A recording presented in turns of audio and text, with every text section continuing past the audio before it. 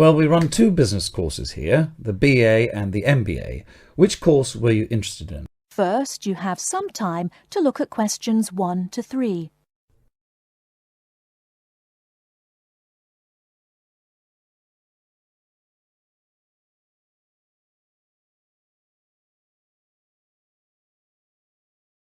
Hi. Good morning. Can I help you? Yes, I'd like to enrol in your business course. Well, we run two business courses here, the BA and the MBA. Which course were you interested in? I don't have a degree, so I won't be able to study the MBA. That's right. Okay, if you'd like to give me some details, I'll complete an application form and someone from the business department will contact you directly. First, what's your name? Jane Kinsella. Kinsella. Could you spell that for me? It's Kinsella. Okay, and how old are you, Jane? Well, my date of birth is the 4th of August 1982. Good, thanks. Can you tell me where you're from? I'm from Britain. And where do you live now? Number 32 Maich Road, Auckland. Can you spell your road name for me? Yes, it's Maich. Right, thank you.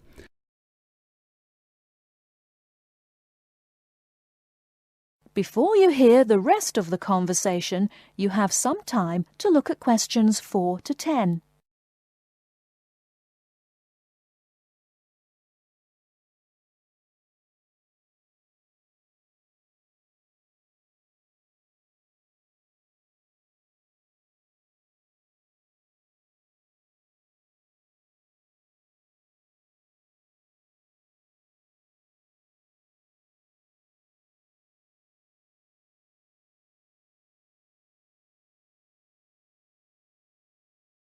Now listen and answer questions 4 to 10. Thank you. Do you have a contact number? Only a mobile. It's 021 455 7326. And what are you doing now? Well, I was working in a shop until 2 weeks ago, but at the moment I'm not doing anything. Good. Now, if we can move on to your education. Do you have any qualifications? As I said, I don't have a degree, but I do have 4 A levels. I'll write that down. So your ideal choice is to study the BA in Business Studies, is that right? Yes, that's right. If I can't enrol in that course, I'll wait until the next intake. Okay, so no second choice of study. Tell me, why do you want to study the BA in Business? Well, I'm very interested in becoming self-employed at some time in the future, but I need some experience in a larger company first, and they won't accept people without a BA. And how will you pay for the course? I'll use my savings for most of the course, and if I have any problems, I'll take a part-time job, but I hope I won't have to. That's fine. I'll just write savings. And now a final question. Do you mind if I ask you why you want to study here? Not at all. Your course was actually recommended by a friend. He's in his 2nd year now, but he thinks it's very good. Okay, that's great. I'll hand your application to the admissions office and they'll contact you from there. Thanks very much. Bye. That is the end of part 1. You now have half a minute to check your answers.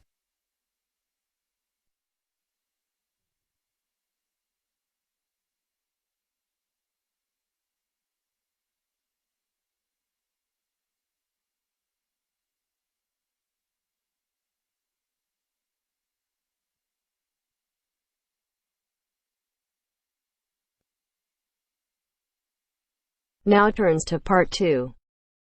Part 2.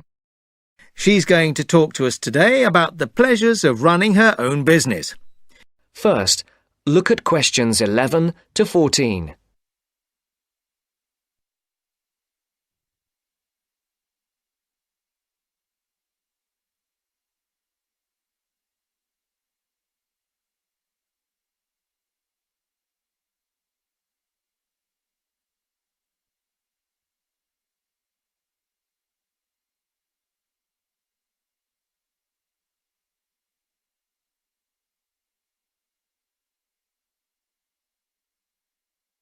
Listen carefully. Good morning and welcome to this month's Small Business Club meeting. I'm very pleased to welcome Amy Lynn, who owns and runs a catering business in the local area. She's going to talk to us today about the pleasures of running her own business. Amy. Thank you very much. Now, I started my business 2 years ago, selling very high-quality ready-made meals using all organic ingredients sourced from the local area.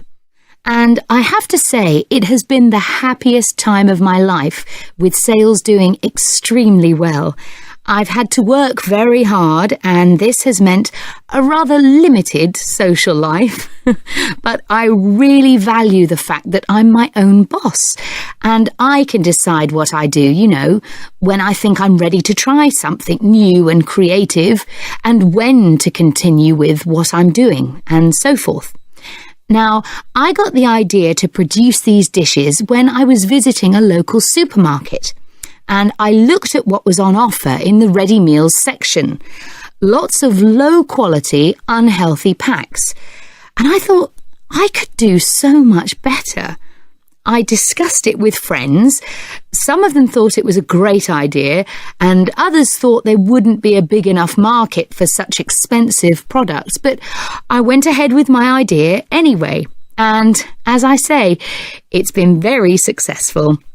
At the moment, I employ 2 people, one to help me with the actual preparation and cooking, and the other to work on the financial side, doing invoices and accounts and marketing.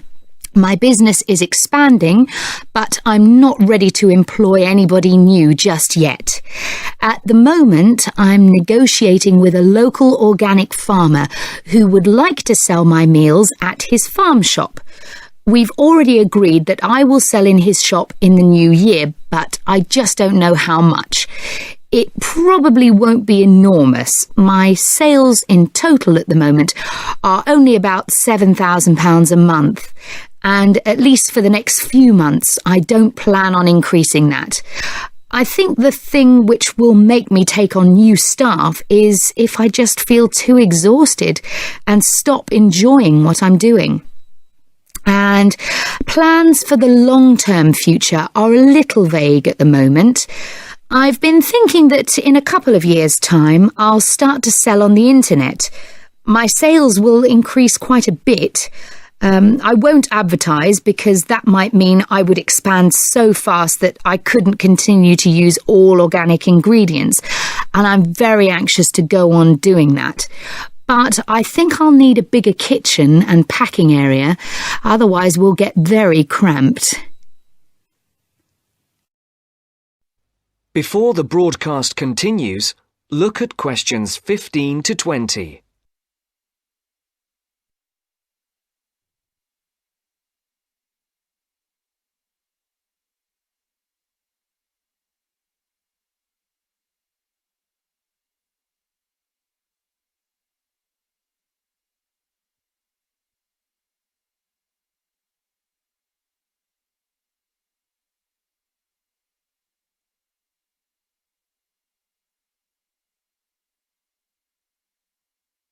You will now listen to the second part of the talk. Now, I've emphasised how much pleasure I get out of running my own business, but of course, one of the quickest ways to lose heart is to try operating without sufficient capital. So, in the second part of my talk, I want to share with you how I got enough money to finance my business. The most significant part of my capital came from a grant from the Small Business Agency, or SBA, as everyone calls it. And this is how you go about getting it. The first thing you have to do is to draw up a business plan. Now, don't make this too long and complicated. I would say it should just be up to 2 pages in length. I've seen some people's efforts go up to 10 pages. Well, frankly, I don't think anyone will read it if it's that long. The next thing is it's worthwhile getting it checked. Now, don't rely on an accountant for this. Your best bet is to go to your bank and get them to look through it. Only if they're happy should you go ahead with your application.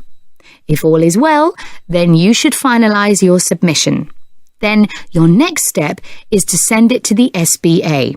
Now, they advise you not to do this by email, but by post. However, they say this situation might change in the near future.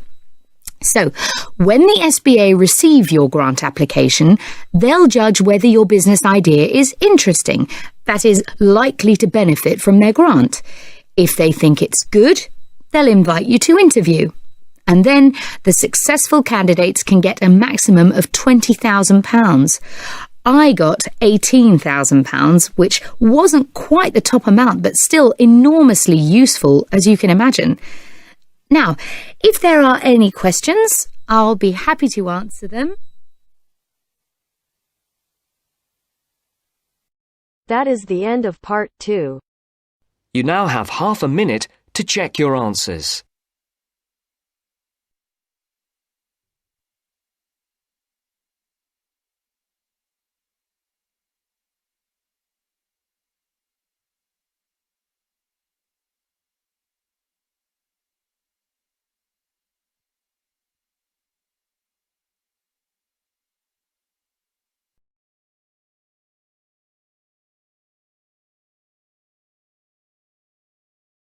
Now turns to part 3. Part 3. You will hear some students talking about their studies. First, you have some time to look at questions 21 to 24.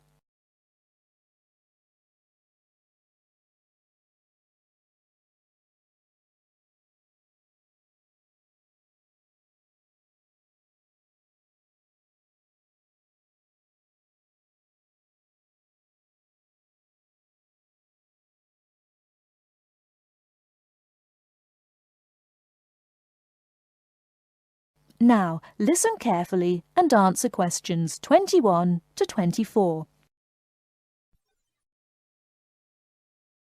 It was packed. There simply aren't enough seats in Theatre 4. There were people on the stairs, people in the aisles. I don't imagine everybody was able to get in. Was Jack with you? No, of course not. I saw him with a pile of journals in the library as I walked past. You haven't seen him because you've been in here in the kitchen drinking coffee all morning, whereas he has been studying hard. Not me. I've been in my bedroom reading for my assignment on education in the classical world. Very interesting. It was easier than I expected. I should have been at the gym training for my next race, but that'll have to wait. And did you find your first lecture interesting? Absolutely fascinating. We talked about this experiment. If you show a child a litre of water in a bucket and show him a litre of water in a tall container, he always thinks that the higher, taller but narrower container has more water in it. Hold on, what do you show him? Right. You show him two things. A bucket with a litre of water in it, and also a tall glass vase-like thing or any tall container. This also has a litre of water in it. Now, he will say that the tall thing has more in it than the short fat thing, that is, the bucket. And all children will say this, that is, up to about 5 years of age.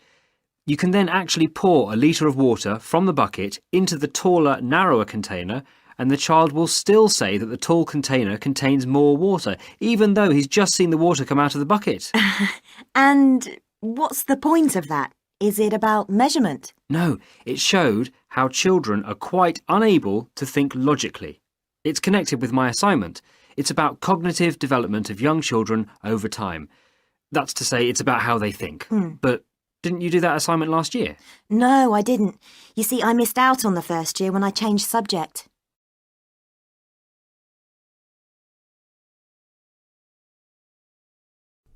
Before you hear the rest of the talk, you have some time to look at questions 25 to 30.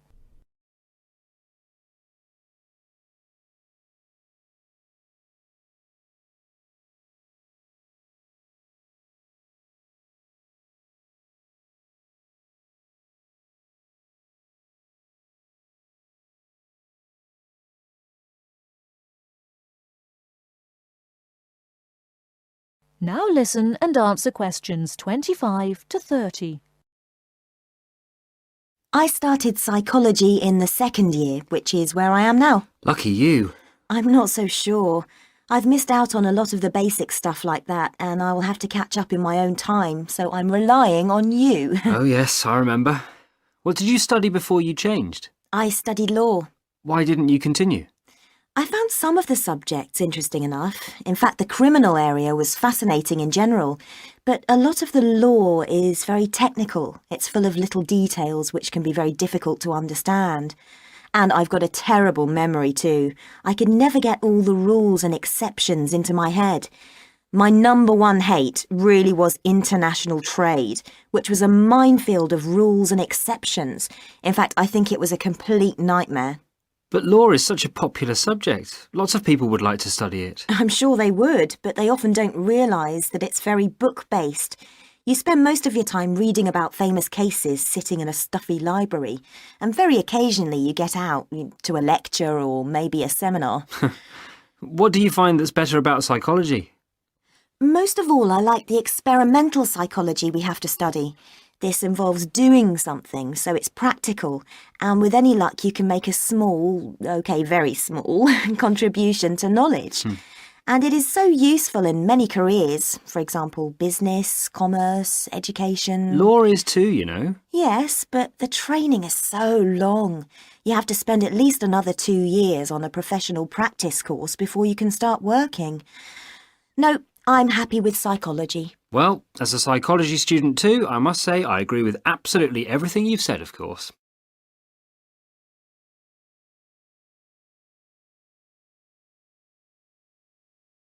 That is the end of part 3.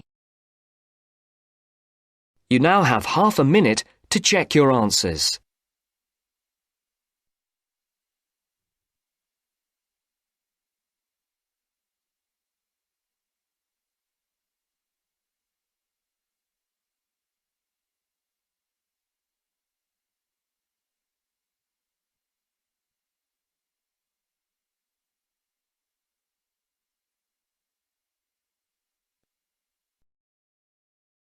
Now turns to part 4.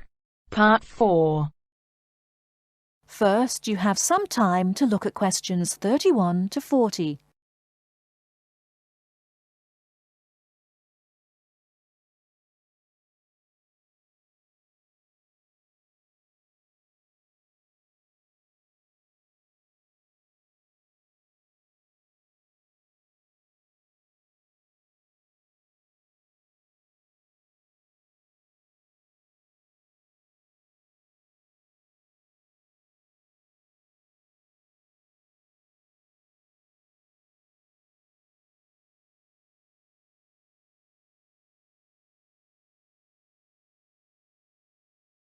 Now listen carefully and answer questions 31 to 40. River dance is an expression of modern Irish culture, but it is based on a culture which had its golden era from the 6th to the 9th century.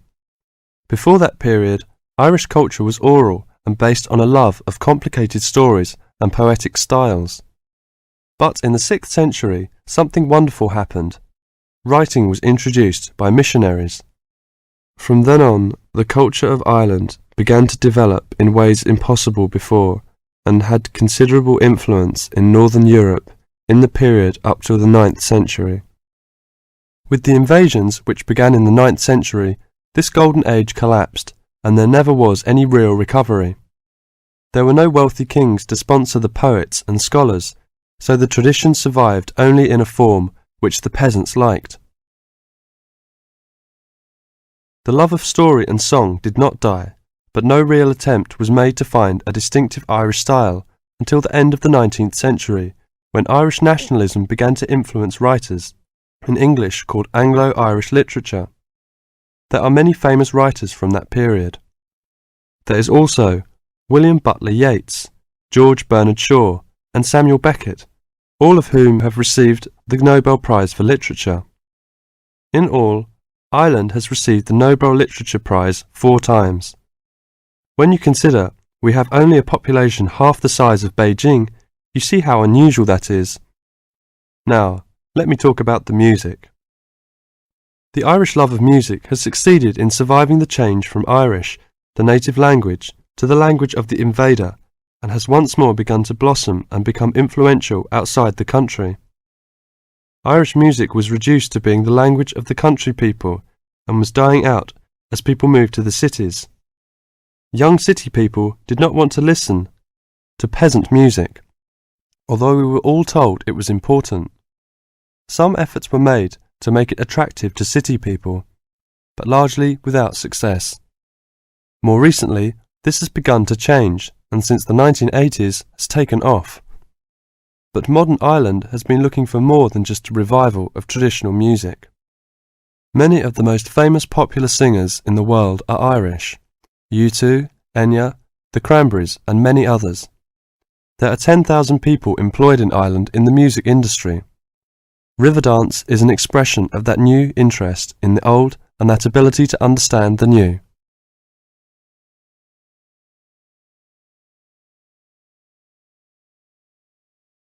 That is the end of part 4.